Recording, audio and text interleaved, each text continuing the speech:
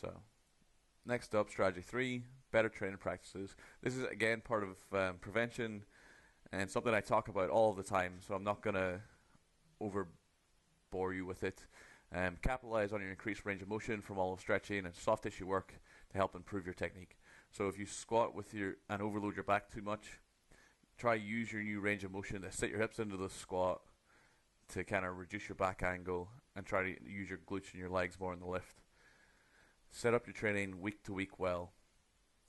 If you find you have lower body issues, cut the frequency right back in your squatting so you're only loading once a week. So that gives you a full week to recover from the sessions. When that's pain free, maybe include another day. If that's pain free, you can maybe go to 3 days, but you need to have some kind of systematic process where your training is pain free for a period of say 3 weeks before you change anything. So for myself as a case study, I have chronic issues with my left shoulder, so it's starting to creep into my training. So what I'm going to do is I'm going to take my frequency of bench press back from 2 days, it was 3 days, but it is currently 2 days, to 1 day, and try and make that pain free. And when that's pain free for 2 or 3 weeks, I will go back to 2 days. And if that's pain free, I'll go back to 3. So that kind of process where you set up your week. So if you do a very heavy effort, so if you do your maximal squat week where you do like a heavy volume session, you do a heavy intense session, you give yourself at the very least 48 hours, probably 72 hours before your next session to recover. You can of course train every day with a squat if you want to, but you need to build into it. You just don't go straight into it. It's not a great idea. Keeping a training diary and use qualitative analysis. That is, you make notes of your training. This can inform your recovery from loads of frequency. So if you keep a training diary where you say, I squatted this, this, and this, and this, I bench pressed this, blah, blah, blah. This was my warm up, this was my cool down, and then have a notes section. So between sets, you can go 200 by 5, slight twinge in left hip, 200 by 5, slight twinge in left hip. End of session, notes, experiencing slight twinge in left hip throughout session, possible need for more warm up. We'll monitor this session to session. Next session, upper body, found when arching, left hip was painful. Next session, rest week, rest day, notes, performed mobility session, foam rolling, left hip symptomatic, stiff, sore. Day 4, light squats, left hip, still a problem.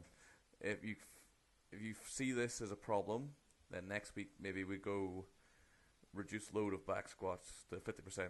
So we go 100 kilos for 5, left hip, not symptomatic.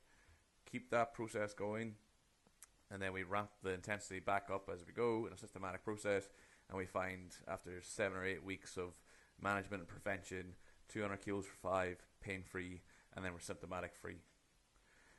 And that's, so as an example, that could be that there was a structure in our left hip that was symptomatic of overuse, so it was chronically sore and stiff.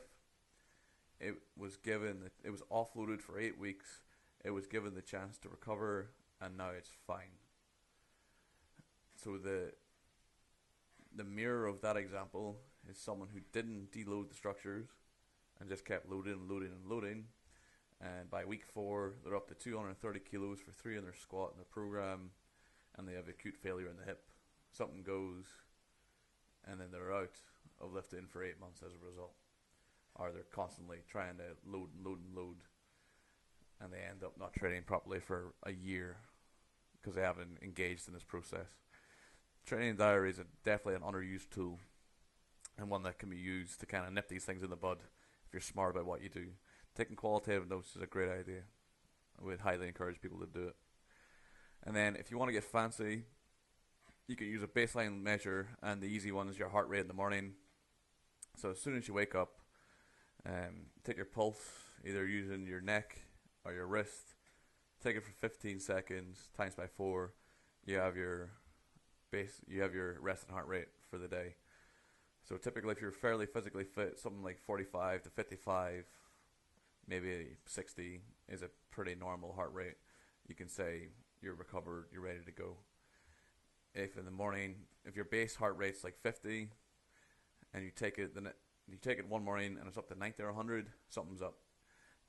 It could be either you're overtraining, which is probably the least likely of the scenario, or you're picking up a cold, or you're picking up a flu, which is probably the more likely of the scenarios. It's a pretty good one if you train a lot to use. Gives you a lot of information if you log it over time.